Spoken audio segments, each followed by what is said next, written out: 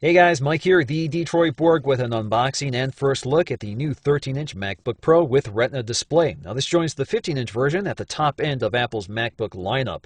So this includes a standard solid-state drive, a thinner and lighter design. It also eliminates the optical drive, and they've added the Retina display, which gives us 4 times the pixel density of the existing MacBook Pro. Now the base configuration starts off at $1699 and gets you a dual-core Core i5 2.5 GHz Ivy Bridge processor, a 128 gig SSD, 8 gigs of DDR3L RAM running at 1600 MHz.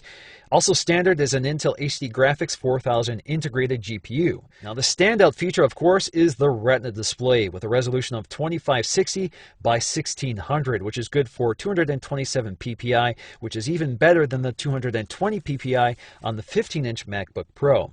Now, cracking into the box, we get a very familiar experience here. So if we pop the lid, it reveals the MacBook Pro wrapped in a plastic envelope with a handy-dandy tab to help you lift it out of the box. And underneath that are the accessories, which includes our literature, Apple stickers, and an Apple-branded microfiber cleaning cloth for cleaning that glossy display. And we also get an extension cable for the power adapter. Now, the power adapter itself is also familiar territory here, which features the thinner MagSafe 2 connector. We also have the folding and removable wall plug, which allows you to connect the extension cable or fit international wall adapters if you need it. And when you're traveling, you can also wrap up the cable using the built-in wire management. Now onto the MacBook Pro wrapped in its plastic envelope. Just pull the tab, slide it out, and you're good to go. We also have a thin piece of paper protecting the screen during shipping. Now the new MacBook Pro is 20% thinner and nearly a pound lighter than the old MacBook Pro, and it definitely makes an impression when you handle it for the first time. Now on the left side we'll find our MagSafe 2 power connector, 2 Thunderbolt ports, a USB 3.0 port, and a headphone jack, which also includes audio input and an optical audio output with a right adapter. Now to the side of that are dual microphones. Now on the 15-inch model, these are hidden in the speaker grills, but on the 13-inch model, they're positioned on the side.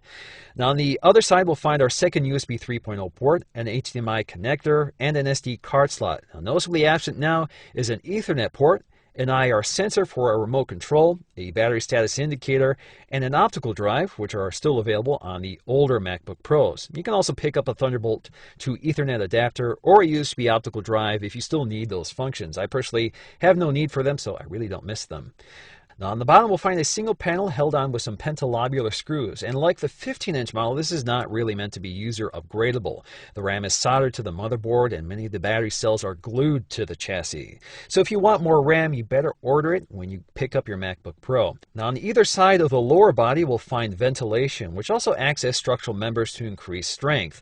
Now the hinge is also part of the ventilation system, so if we open the lid we'll find channels cut into the aluminum unibody. These continue to operate even if the lid is closed. We also get a large glass trackpad with multi-touch, which appears to be the same size as the 15-inch model. The backlit keyboard is also borrowed from the 15-inch model, and at the top we'll find our function keys such as the screen and keyboard lightning controls, OS X function keys like mission control and launcher, media and volume controls, and the power button, which is now integrated into the keyboard instead of being a dedicated button on the body like it used to be. Now the speakers are located behind the keyboard instead of on either side of it like on the 15-inch model.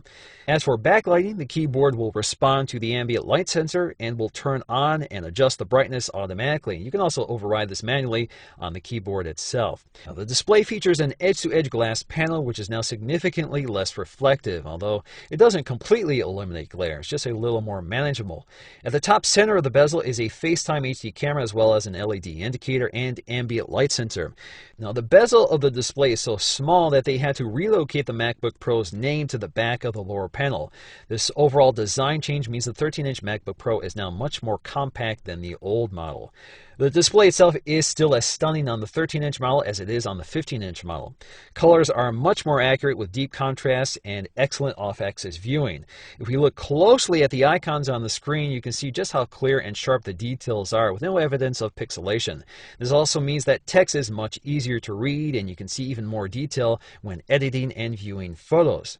Now overall, I'm pretty impressed by the 13-inch model, but I'm a little disappointed by some of the specs. It doesn't have a dedicated GPU, it doesn't have an available quad-core processor, and it has a standard 128 gig SSD, which I think is a little too small. I recommend upgrading to the 256 gig SSD, which brings pricing up to $2,000, $300 shy of the much more powerful 15-inch model. But the 13-inch model is much more portable, more compact, and the base configuration is still $600 cheaper, so it's going to be a better option for a lot of people who really want that Retina display.